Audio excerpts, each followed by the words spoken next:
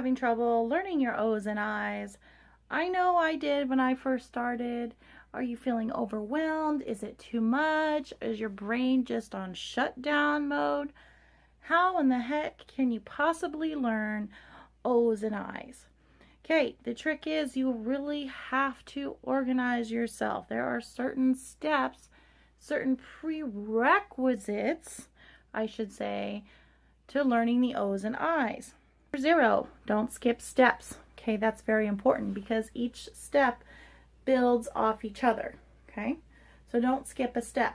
Meaning, when I say number 1, know the bones, really know the bones. Know the bones, backwards, forwards, sideways, from up, down, all around. Know the bones, okay, by heart.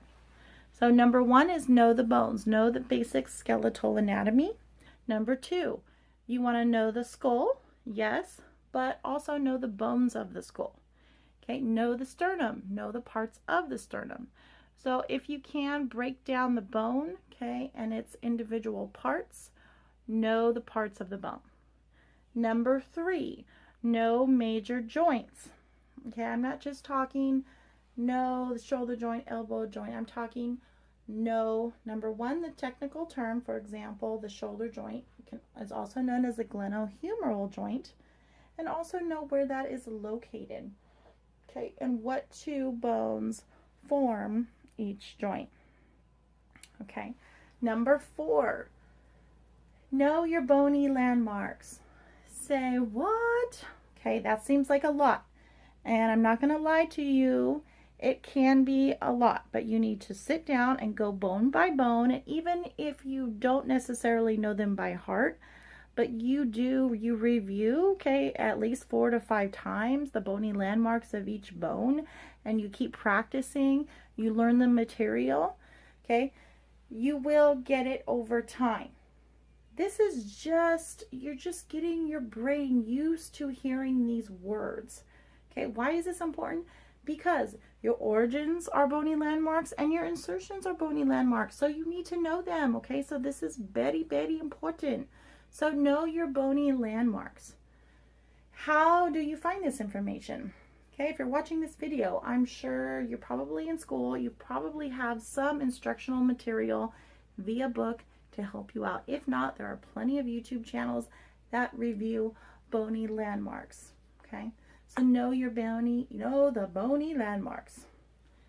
Number 5, this is when you actually get out a piece of paper and you start working with the muscles, okay?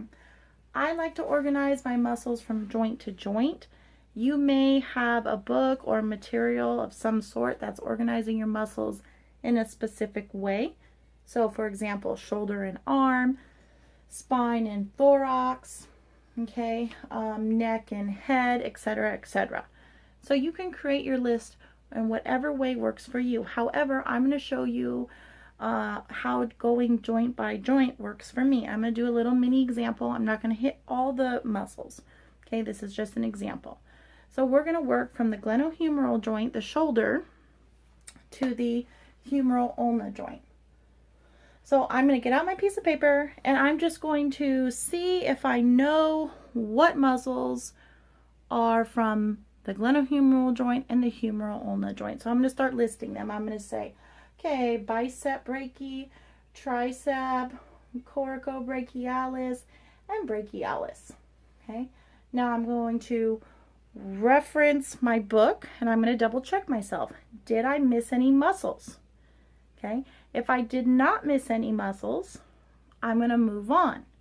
If I did miss muscles, I'm going to read the text or whatever reference you're using over again, and I'm going to shut my book and I'm going to practice making the list however many times is necessary until I can list and say out loud all the muscles.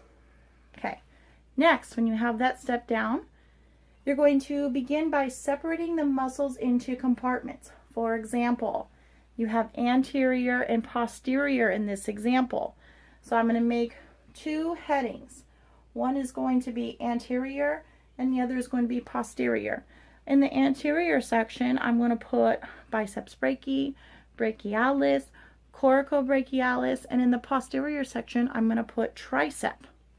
Okay, now I'm going to open up my book, check to make sure I'm right, double check everything. And if I'm right, I'm going to move on to the next step because that means I know this information. If I'm wrong, I'm going to go back, start over again, learn the material, and rewrite my list, okay, until I get it right. Next, I have the option, and you guys have the option of breaking it down even further. You can break it down by superficial to deep, okay, or you can break it down. This would be an example for like the erector muscles. You can break it down from lateral to medial or medial to lateral. You do not have to do this step. It's just an extra layer of understanding for you, okay? Once you do that, you're good with everything. Now you can go on to number 8. Now number 8 is actually identifying your specific muscles and the origins and insertions. So that means at this point you have done all the hard work. You've learned the bones, you've learned the bony landmarks. Okay, that terminology is extremely familiar to you. Okay, so when you get to number 8, your brain should be picking up on origins and insertions just like this.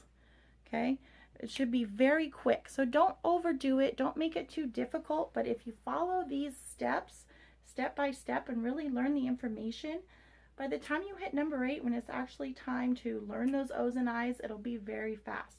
So put in that extra effort and it will pay off. Please hit the like button and subscribe. Thank you so much.